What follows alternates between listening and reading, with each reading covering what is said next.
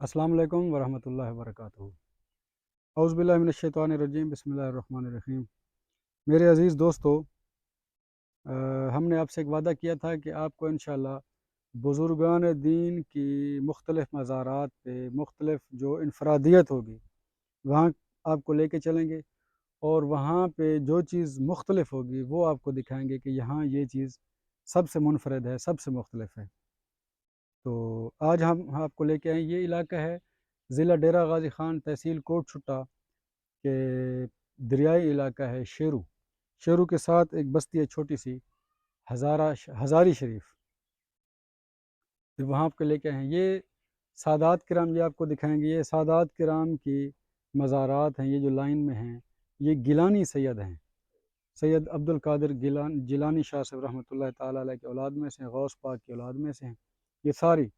یہ ایک چھوٹا سا قبرستان ہے، یہ صرف سادات کا ہے، مرد اور مستورات ان میں جو ہے، جو پکی قبور ہیں یہ تقریباً یہ مرد حضرات کی ہیں، اور یہ جو کچی مزارات ہیں، قبور ہیں، یہ میرے خیال میں مستورات کے، مجھے خود کو کنفرم نہیں، تقریباً ہے ایسے۔ اچھا، میں اپنے والد گرامی کے ساتھ آج سے تقریباً 15 سے 18 سال پہلے تقریباً یہاں آیا تھا۔ ایک قرآن خوانی کل خوانی کا ختم شریف تھا، ایک محفل تھی،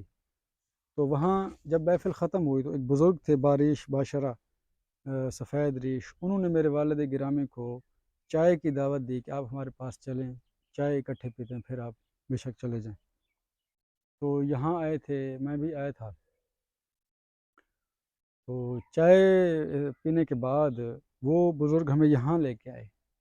کہتے جی یہ ہمارے بزرگوار، ہمارے بزرگ جو ہے میرے دادا پردادا والد گرامی، یہ ان کی مزارات ہیں۔ تو میرے والد صاحب نے الحمدللہ فاتحہ خوانی کی، سورہ فاتحہ پڑھی، دعا مانگی، ختم شریف پڑھا، وغیرہ وغیرہ، جیسے معاملات ہوتے ہیں ویسے کیے۔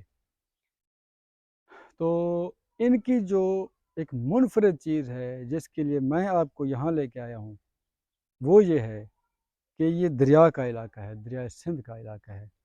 یہ جو مزارات ہیں یہ تقریباً 6 مزارات یہ والی، اور یہ 4 مزارات یہ سامنے، آپ کو انشاءاللہ سب کی فرداً فرداً زیارت کرواتے ہیں، لیکن یہ جو 4 ہیں، یہ جو ہے بزرگ، یعنی 10 مزارات ایسی ہیں جن کو یہاں 5ویں جگہ پہ شفٹ کیا گیا ہے۔ یعنی ایک جگہ پہ ان کی تدفین ہوئی، وہاں پانی آیا، پھر وہاں سے ان کو مجبوراً دوسری جگہ شفٹ کیا گیا، پھر تیسری، پھر چوتھی، یہ 5ویں جگہ ہے یہاں پہ شفٹ کیا گیا۔ اور ہوتا یہ تھا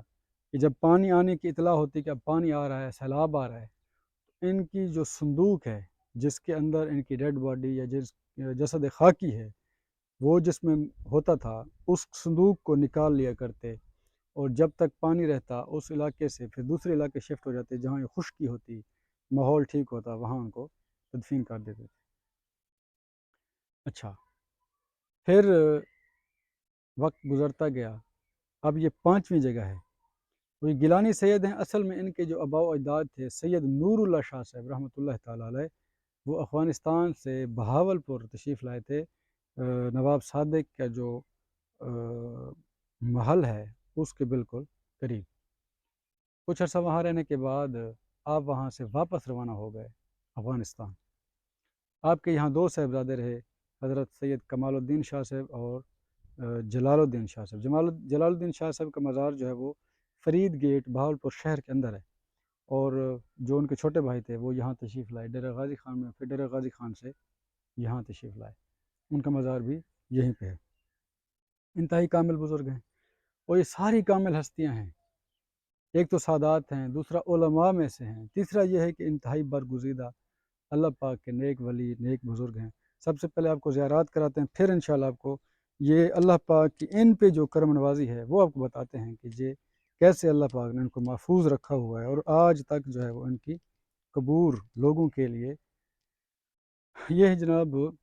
سید فقیر الدین شاہ صاحب ہیں، سید اللہ بچائے شاہ صاحب ہیں، اور یہ ان کی جو تختی تو نہیں لگی ہوئی، مجھے نہیں معلوم یہ ان حضرات کا اسم گرامی کیا ہے۔ یہ سید محمود الدین شاہ گیلانی رحمۃ اللہ تعالیٰ علیہ، اور یہ ان کی اولاد میں سے ہیں، اور یہ جو 4 بزرگ ہیں نا جی، 6 وہاں ہیں اور یہ 4 یہ ہیں، یہ بزرگ جو ہے انہی میں سے ہیں جن کو پانی نے بار بار تنگ کیا اور ان کی جو ہے وہ جگہ کو بار بار تبدیل کیا گیا۔ یہ سید شہاب الدین شاہ صاحب ہیں، یہ سید فضل الدین شاہ صاحب ہیں، یہ سید کمال الدین شاہ صاحب ہیں، سید نصیر الدین شاہ صاحب ہیں، حمید الدین شاہ صاحب، سید فخر الدین شاہ صاحب، سید مہر الدین شاہ صاحب اور سید علاء الدین شاہ صاحب رحمۃ اللہ تعالیٰ علیہم اجمعین۔ یہاں ذرا دھوپ ہے، آئیں آپ کو انشاءاللہ وہاں چل کے سارا کچھ دکھاتے ہیں۔ اچھا، جب میں آیا تھا بچپن میں تو یہ تمام قبرستان کی جو قبور ہیں یہ کچی گارے کی تھیں، اس طرح کی تھیں، یہ آپ ذرا دکھائیں جناب، اس طرح کی اسی طرح لائن میں تھیں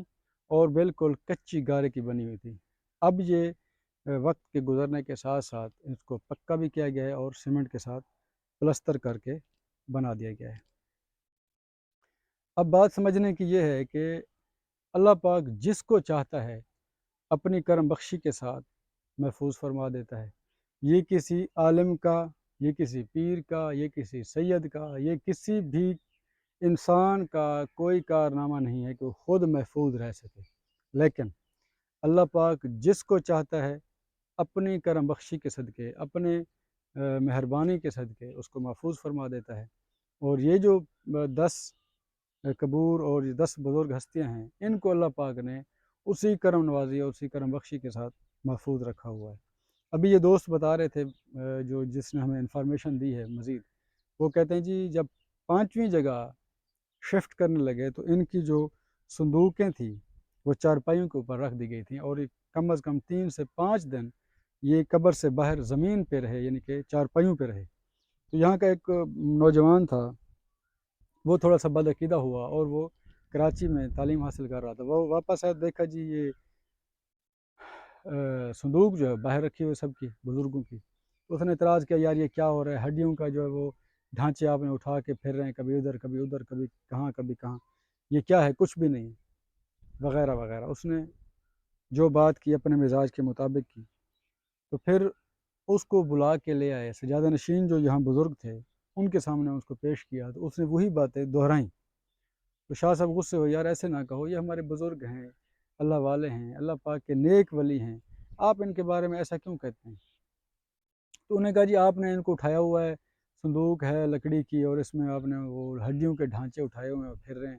یہ کہتے ہیں جی زندہ ہیں اور یہ محفوظ ہیں اور ان کی ڈیڈ باڈی موجود ہے۔ اب کسی کو 1 سال ہوا ہے، 100 سال ہو گئے، کسی کو 200 سال ہو گئے، کسی کو کتنا ہو گیا، اب وہ کیسے ہو سکتا ہے، بس ان کو جہاں رکھنا ہے رکھ دو، بات ختم۔ اچھا، شاہ صاحب خاموش ہو گئے، پھر آپ نے فرمایا یار آپ یہ بتاؤ، ان جو صندوقیں رکھی ہوئی ہیں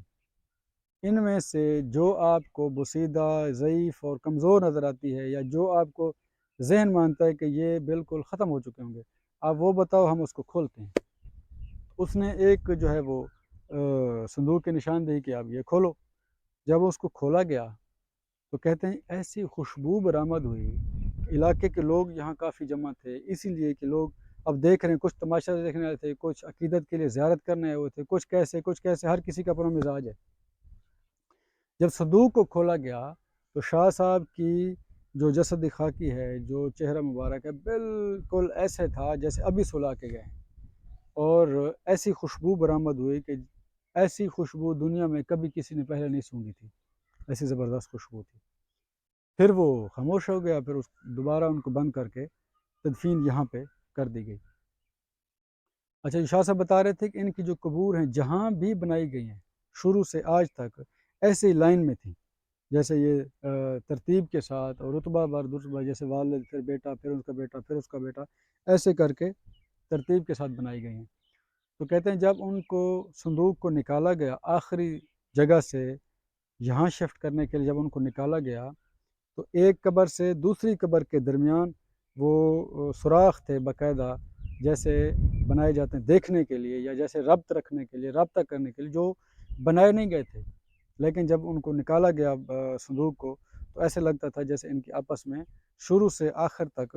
آپس میں ربط ہے، رابطہ ہے، جیسے کھڑکیاں رکھی جاتی ہیں، ڈور انڈر ڈور ہوتے ہیں، یعنی کہ کمرے سے کمرے کے جو دروازے ہوتے ہیں، ایسا سسٹم ہوا تھا اس میں۔ تو یہ کسی کمال کی بات نہیں، یہ اللہ کا کرم ہے جس پہ ہو جائے۔ اور میں سمجھتا ہوں یہ اللہ پاک کا کرم صرف اسی پہ ہوتا ہے جو اللہ پاک کے دین کے ساتھ، اللہ پاک کے ذکر کے ساتھ، اللہ پاک کے محبوب کے محبت میں غرق ہو جاتا ہے، تو اللہ پاک اس کو ہمیشہ کے لیے قائم دائم رکھتا ہے۔ آپ اور مجھ میں سے جو بھی شریعت پاک پہ عمل کرے گا، اللہ پاک اس کو ایسے انعامات کی بارش فرما دے گا۔ یہ ضروری نہیں ہے کہ سید ہو، عالم ہو، حافظ ہو، قاری ہو، پیر ہو، وغیرہ فقیر ہو، وغیرہ وغیرہ۔ یہ کسی کے بس کی بات نہیں، یہ اللہ پاک کا جس پہ کرم ہو جائے اللہ پاک مہربانی فرما دیتا ہے۔ اور خاص طور پہ اگر آپ اللہ پاک کو راضی کریں گے تو یقیناً یہ انعامات آپ کے لیے بھی ہیں اور میرے لیے بھی ہیں۔ اللہ پاک کو راضی کرنے کا صرف ایک ہی طریقہ ہے کہ اللہ پاک کے دین پہ عمل کریں، جو اللہ پاک کے محبوب کی شریعت ہے اس پہ عمل کریں، اللہ پاک کو راضی کریں، ذکر کرنے کے ساتھ، نماز پڑھنے کے ساتھ، قرآن پاک کی تلاوت کے ساتھ، قرآن پاک پہ عمل کرنے کے ساتھ، اور حضور علیہ الصلوۃ والسلام کی شریعت پہ عمل کریں گے، اور حضور علیہ الصلوۃ والسلام کی سنت پہ عمل کریں، درود پاک پڑھیں، حضور علیہ الصلوۃ والسلام کی محبت اور اطاعت کو اپنے لیے وتیرہ بنا لیں، تو انشاءاللہ اللہ پاک بھی راضی ہو جائے گا، اللہ پاک کا محبوب بھی راضی ہو جائے گا۔ اور یہ انعام، یہ اکرام، یہ نوازشات اور یہ کرامات یہ اللہ پاک کی عطا ہیں، جس کو چاہے جب چاہے جہاں چاہے عطا فرما دیتا ہے۔ اور یہ انعام آپ کے لیے بھی ہو سکتا ہے اور یہ میرے لیے بھی ہو سکتا ہے، یہ اس کے کرم بخشی ہے، جس پہ ہو جائے، جب ہو جائے، جہاں ہو جائے۔ تو جتنا، جیسے اس سریکی میں کہتے ہیں نا، جتنا گڑ اتنا میٹھا، تو جتنی آپ محنت کریں گے، جتنی آپ جو ہے وہ محبت کریں گے اللہ پاک کے محبوب کے ساتھ، تو یقیناً یہ انعام آپ کے لیے بھی یہ ذریعہ نجات بنے گا۔ اور آخر میں انشاءاللہ آپ سے ایک چھوٹا سا وظیفہ گوش گزار کرتے ہیں۔ اگر آپ کو یا آپ کے کسی جاننے والے کو یا ملنے والے کو، کسی پیارے کو شوگر کا مسئلہ ہے، آج کل جیسے یہ شوگر کا مرض جو ہے وہ انتہائی بڑھ چکا ہے، یا کوئی بندہ شوگر مبتلا ہے، تو اس کے لیے بہترین طریقہ یہ ہے کہ جو بڑی الائچی ہوتی ہے، جس کو گرم مسالے میں جو ڈالی جاتی ہے، اس کے دانے آپ نکال لیں گے، اس کے دانے کے اوپر 41 مرتبہ الحمد شریف اول آخر درود پاک پڑھ کے اس پہ دم کر دیں گے، اور ان دانوں میں سے 5 دانے صبح اور 5 دانے شام سادہ پانی کے ساتھ استعمال کریں گے، تو انشاءاللہ تعالی شوگر آپ کی کنٹرول ہو جائے گی۔ پھر آپ میٹھا بھی کھا سکتے ہیں، پھر آپ جو مرضی جیسے خوشحال زندگی بندہ گزارتا ہے آپ گزار سکتے ہیں اللہ پاک کے کرم کے ساتھ انشاءاللہ تعالی۔ فی الحال اجازت، انشاءاللہ آپ کی اور ہماری ملاقات اگلی ویڈیو میں ہوگی، نئے ایپیسوڈ کے ساتھ اور نئے وظیفے کے ساتھ انشاءاللہ تعالی۔ السلام علیکم ورحمۃ اللہ وبرکاتہ۔